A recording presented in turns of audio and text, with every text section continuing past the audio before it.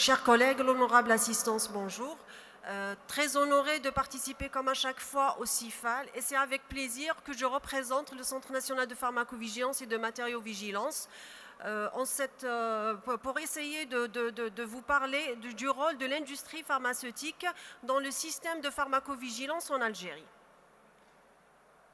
Alors, l'industrie pharmaceutique, de par son obligation réglementaire comme étant en tant que promoteur d'essais cliniques et aussi titulaire d'AMM, se doit d'avoir un système de pharmacovigilance. Ce système qui va essayer de s'articuler autour de trois opérations. Ce sont les opérations, les procédures de pharmacovigilance, à savoir la collecte de données de sécurité, leur analyse et leur transmission aux autorités compétentes. Ils doivent aussi avoir des actions ou proposer des actions de prévention de risques. Alors, ce système de pharmacovigilance, enfin, l'industrie pharmaceutique, non seulement elle se doit d'avoir un système de pharmacovigilance, mais elle doit veiller à ce que ce système soit de qualité et performant pour pouvoir détecter précocement tous les signaux pouvant impacter la balance bénéfice-risque des produits qu'ils lancent sur le marché. Alors, parlons de cette balance bénéfice-risque. On connaît maintenant la valeur thérapeutique des produits de santé. Ce qui reste inconnu ou partiellement connu, ce sont les effets indésirables. Pourquoi ? Parce que le médicament peut devenir un facteur de risque à tout moment pour la santé individuelle et collective. Il peut causer un préjudice sanitaire et économique et social. Comme ne cesse de nous le rappeler, les crises sanitaires avec les produits de santé tels que le Mediator et le Vioxx. Alors, l'OMS définit la pharmacovigilance comme étant les sciences relatives à la détection, l'évaluation, la compréhension et la prévention des effets indésirables ou de tout autre problème lié aux médicaments commercialisés. Elle va englober notamment la gestion des risques, la prévention des erreurs médicamenteuses, la diffusion d'informations et proposer des actions en faveur de l'usage rationnel des médicaments, c'est-à-dire la promotion de l'usage rationnel des médicaments pour justement éviter l'apparition de ces effets indésirables. Alors, les champs d'application de la pharmacovigilance. La pharmacovigilance s'intéresse à tous les produits de santé, notamment les médicaments, donc qu'ils soient chimiques, c'est-à-dire les princeps, les génériques et même biologiques, et les biologiques pour tout ce qui est biosimilaire et biothérapie, les vaccins dans le cadre de la vaccinovigilance, les dérivés de sang, mais aussi pour les DM dans le cadre de la matériovigilance, les cosmétiques pour la cosmétovigilance, les compléments alimentaires et les plantes médicinales dont l'utilisation a explosé ces 2 dernières années à cause du Covid. La pharmacovigilance aussi s'intéresse à toutes les situations pourvoyeuses ou qui peuvent être source d'apparition d'effets indésirables. On sait que les effets indésirables apparaissent lors des conditions normales d'utilisation. Mais elles apparaissent beaucoup plus lors des erreurs médicamenteuses, c'est-à-dire par exemple donner le mauvais médicament au mauvais patient ou poser un mauvais diagnostic. Les échecs thérapeutiques ou les inefficacités thérapeutiques, on peut aussi les considérer comme des effets indésirables. Les interactions médicamenteuses, c'est logique, plus le patient est polymédiqué, plus il a de risques de développer des effets indésirables. La dépendance, la tolérance au traitement, les résistances aux antibiotiques, les usages abusifs, les intoxications et la toxicomanie, l'utilisation des produits de mauvaise qualité ou de contrefaçon, c'est des situations qui peuvent être source d'apparition d'effets indésirables. Les grossesses et l'allaitement. Alors, la grossesse et l'allaitement, c'est des situations particulières. Sachez que dès que la femme enceinte ou allaitante est exposée à un produit, il faut le déclarer. Même sans apparition d'effets indésirables, même sans qu'il y ait incident, il faut déclarer cette exposition. La pharmacovigilance s'applique à toutes les phases de développement des produits. Donc, commençant par les études précliniques, on va étudier la toxicité des produits sur les animaux d'expérience. On a les essais cliniques, on va étudier la tolérance et la sécurité des produits qu'on voudrait développer. Et après, même, c'est la pharmacovigilance dans post-marketing. La pharmacovigilance aussi s'intéresse à tous les produits, qu'ils soient utilisés dans le circuit légal ou dans le circuit illégal, donc même hors circuit légal. Pourquoi ce besoin en pharmacovigilance ? Parce que nos connaissances, donc tout simplement parce que nos connaissances avant la commercialisation sont insuffisantes. Quand on fait les essais cliniques ou les tests sur les animaux, les résultats ne vont pas être prédictifs de l'innocuité. Si on teste un produit sur une population d'une centaine de rats, ça ne va pas refléter le profil de sécurité plus tard chez l'individu. On a aussi les malades aux essais contrôlés qui sont sélectionnés. Quand on fait un essai contrôlé, on va essayer d'avoir la population la plus homogène possible. On va écarter les tabagiques, par exemple, les alcooliques, les patients avec des problèmes hépatiques ou rénaux, alors que dans la vraie vie, l'utilisation dans la vie courante, c'est toute la population dans son hétérogénéité qui va être potentiellement utilisatrice. Dans l'essai contrôlé, le nombre est limité. On va recruter un nombre limité de candidats ou de patients, alors que dans la vraie vie, c'est des millions de patients utilisateurs. Les conditions de travail en essai clinique sont différentes de la pratique. Donc, quand on fait un essai clinique, quand on recrute les patients, ce patient va être suivi rigoureusement sur le plan biologique clinique, alors que dans la vraie vie, on peut être amené à prescrire un médicament et ne plus revoir le patient. Les essais cliniques sont limités dans le temps alors que la pratique dure tout le temps. Quand on fait un essai clinique, on va suivre le patient pendant 3 à 5 ans, alors que dans la vraie vie, c'est des dizaines d'années de recul. Donc on peut passer à côté de beaucoup de choses qu'on va découvrir une fois le médicament lancé sur le marché. L'essai clinique ne donne pas d'informations sur les populations à risque. Donc, comme vous savez, l'éthique nous interdit de tester les produits sur les enfants, les sujets âgés et les femmes enceintes, alors que ce sont des patients qui vont utiliser le produit une fois sur le marché. Alors, le but ultime de la pharmacovigilance est en fait de renforcer la sécurité des patients. La sécurité des patients qui est un objectif ancré dans la pratique des professionnels de santé et surtout du système de santé. Alors, comment on va renforcer cette sécurité? C'est en surveillant constamment la sécurité d'emploi pour essayer d'éviter, par exemple, les erreurs médicamenteuses. On a aussi l'identification de nouveaux risques et essayer de comprendre et de mieux connaître les risques qu'on a déjà identifiés. En procédant à la réévaluation en permanence de la balance bénéfice-risque, et en quatrième point, c'est d'essayer de mettre en œuvre ou mettre en place des actions correctives ou préventives pour justement essayer de diminuer et de prévenir l'apparition du risque. Un petit aperçu du réseau algérien de pharmacovigilance, c'est-à-dire que là, je vais vous exposer l'organisation du système de pharmacovigilance, les articulations avec les différents organismes. Alors, donc, au centre, on a le Centre national de pharmacovigilance qui va travailler en étroite collaboration avec les professionnels de la santé et les CTR. Les CTR, ce sont des professionnels de santé qui ont été formés, qui proviennent de toutes les wilayas du pays, qui ont été formés au niveau du CNPM pour devenir ensuite les yeux du CNPM, à défaut d'avoir des centres régionaux. Donc les professionnels de santé ont leur qualité de prescripteurs et de dispensateurs. On a aussi la PCH avec qui on travaille étroitement en sa qualité de distributeur. On a l'ANPP et le CNT en leur qualité d'organisme de contrôle. On a aussi l'agence du sang, ça dépendra des produits sur lesquels on enquête. On a l'industrie pharmaceutique en leur qualité de fabricant. Et on a le patient qui est le dernier maillon de la chaîne de pharmacovigilance qui peut déclarer directement au CNPM ou passer par son médecin traitant ou son pharmacien d'officine. Et après, c'est eux qui font remonter l'information.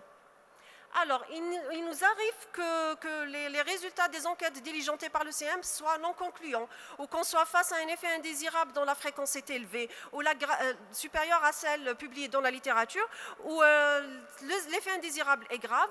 À ce moment-là, on fait appel à un comité ad hoc. Ce comité, il est composé d'un représentant de la MPP, un représentant de la PCH, du CNPM, des professionnels de la santé, du CNT, de l'agence du sang et du ministère de la Santé, de la direction de la pharmacie.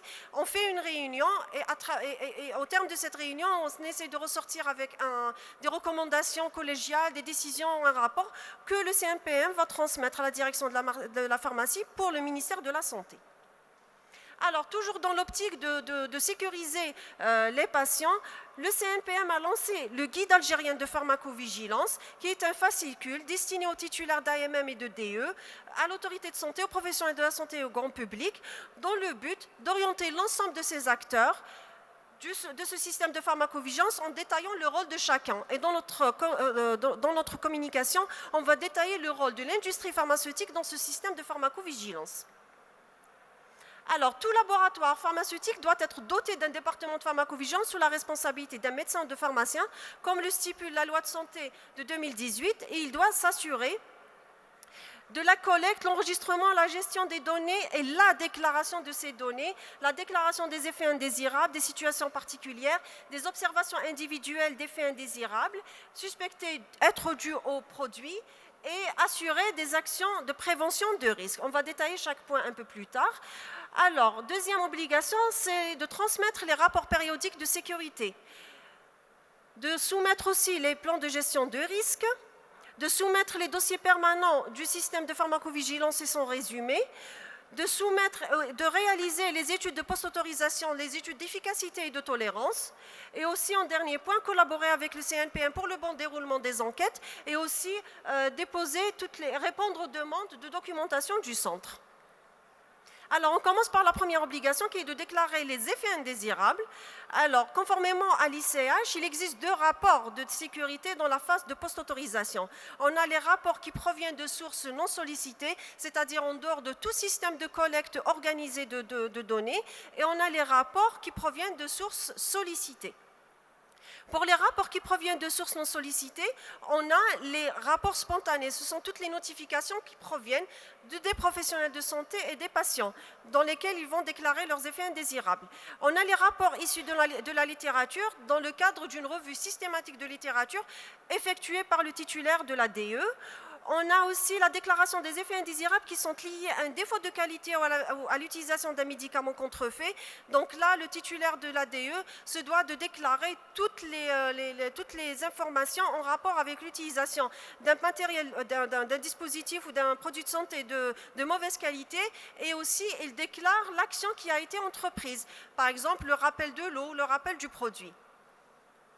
Il déclare toutes les suspicions de transmission d'un agent infectieux, qu'il soit viral ou bactérien, à travers un médicament. La déclaration se fait dans les 15 jours. Il déclare tous les nouveaux signaux urgents de sécurité. Généralement, ces nouveaux signaux urgents, c'est des effets graves, et il doit les déclarer dans les 3 jours. Alors, les périodes entre le dépôt de la demande d'AMM et l'octroi d'AMM ou de DE, c'est-à-dire au cours de l'évaluation de son dossier, il se doit de déclarer toute nouvelle donnée de sécurité par rapport à son produit. Les rapports qui proviennent d'autres sources, c'est-à-dire les médias, les articles de presse, les articles issus d'Internet et de médias numériques, donc on peut les considérer comme des informations d'effets indésirables. Pour les rapports sollicités, qui proviennent de systèmes de collecte organisés de données, donc on a notamment les essais cliniques, on a les études non interventionnelles ou observationnelles, les registres, c'est dans le cadre d'utilisation d'un produit particulier dans une indication particulière. À ce moment-là, le détenteur de l'ADE se doit de surveiller étroitement son produit. Les programmes d'usage compassionnel ou suite à l'octroi d'ATU, c'est-à-dire dans le cas où on a besoin de ce médicament alors qu'il ne justifie pas d'une AMM, ou c'est un médicament, généralement les médicaments qui bénéficient d'une ATU, ce sont des substances dont l'efficacité et la sécurité sont fortement justifiées. Et à ce moment-là, le bénéficiaire de l'ATE s'engage à surveiller, à recueillir et à déclarer toutes les données de sécurité concernant son produit. Les enquêtes menées auprès des patients et des professionnels de santé, comme les études de marché. Les déclarations des situations particulières, donc dès qu'il y a exposition de femmes enceintes, femmes allaitantes, les populations pédiatriques, les sujets âgés, les personnes tarées, donc le titulaire se doit de les déclarer. Il déclare aussi toutes les situations de surdosage, d'abus d'utilisation, les utilisations hors AMM, le mésusage et les erreurs médicamenteuses. Il doit déclarer aussi les manques d'efficacité thérapeutique, c'est-à-dire que le titulaire d'AMM, il se doit d'être honnête dans ses déclarations, même en pensant que les informations qu'il va déclarer vont lui porter préjudice. Alors, déclaration CNPM aussi des observations individuelles d'effets indésirables qu'on appelle communément les ICSR. Seuls les cas valides doivent être déclarés au CNPM. La déclaration se fait dès que l'information avec un minimum de données soit disponible. Et cette date, on va la considérer comme le J0. Et de la même manière, pour les cas décrits dans la littérature scientifique et médicale, le J0 est le jour où le titulaire prend connaissance d'une publication. Alors, le délai de soumission de ces ICSR, alors c'est différent que les cas soient survenus en Algérie ou pas et qu'ils soient graves ou non. Alors, dans le cas où ce sont des cas graves qui surviennent en Algérie, la déclaration doit se faire dans les 15 jours calendaires sous format SIOMS. Pour les cas non graves, qualifiés de non graves, la déclaration se fait dans les 90 jours. Alors, pour tous les autres cas qui surviennent à l'étranger, qu'ils soient graves ou non, la déclaration se fait dans le cadre de la soumission des PSUR et des PIBReurs.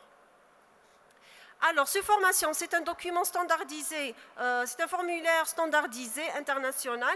Il va comporter 4 items. Donc, premier item, c'est l'information sur la réaction avec identification du patient.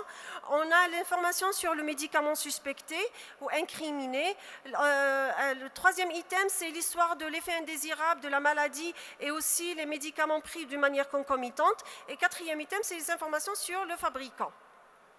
Et on a une autre page pour essayer de détailler l'histoire de l'apparition de cet effet indésirable. Deuxième obligation, c'est transmettre les rapports périodiques actualisés de sécurité appelés PSUR. Le nouveau format est appelé PIBReur, pour Periodic Benefit Risk Evaluation Reports.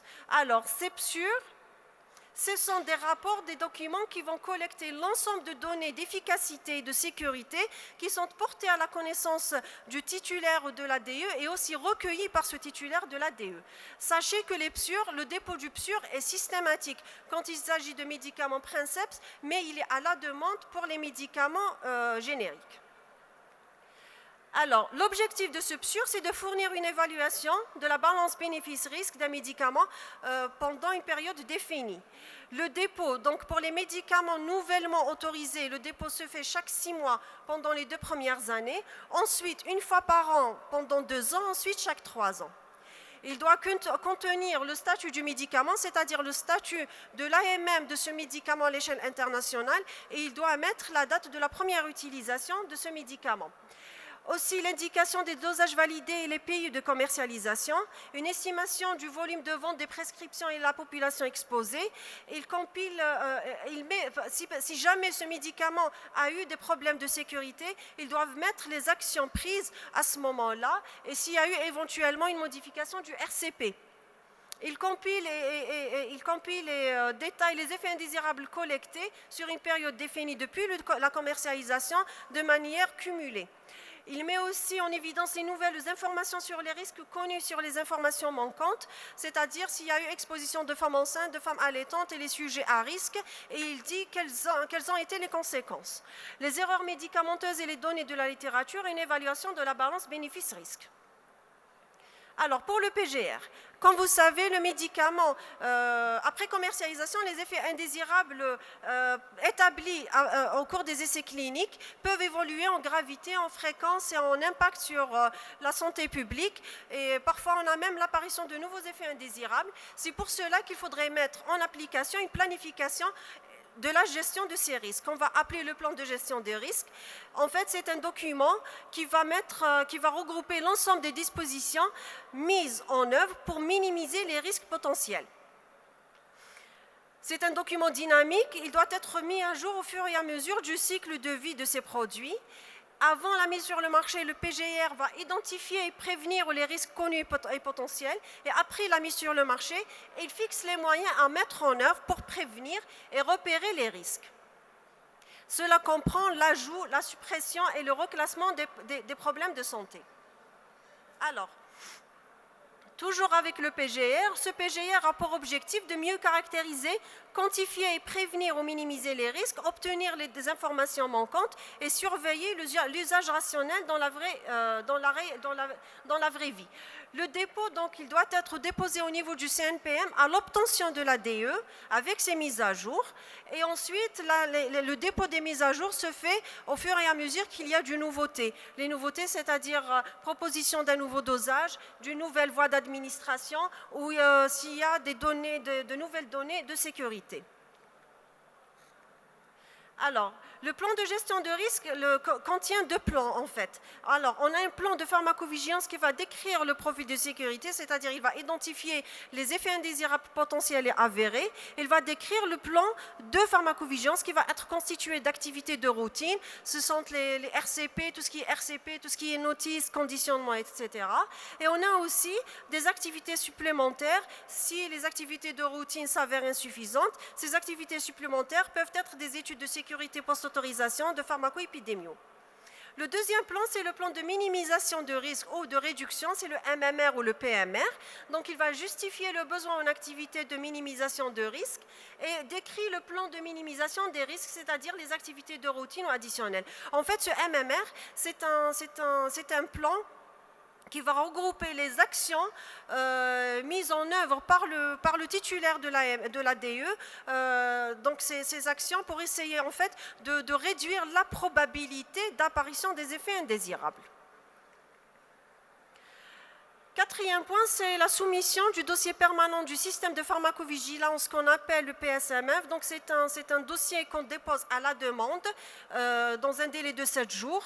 C'est un document qui va décrire le système de pharmacovigilance qui est mis en place par le titulaire de l'AMM ou de la DE. Il va contenir les informations et les documents sur tous les aspects des activités de pharmacovigilance, notamment sur les tâches sous-traitées.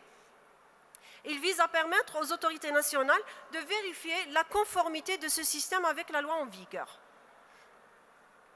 Et on a aussi le résumé de ce dossier permanent du système de pharmacovigilance, le résumé du PSMF. Donc, c'est une preuve que le demandeur d'AMM a à sa disposition une personne qui va être responsable de pharmacovigilance ou un point de contact qui réside en Algérie.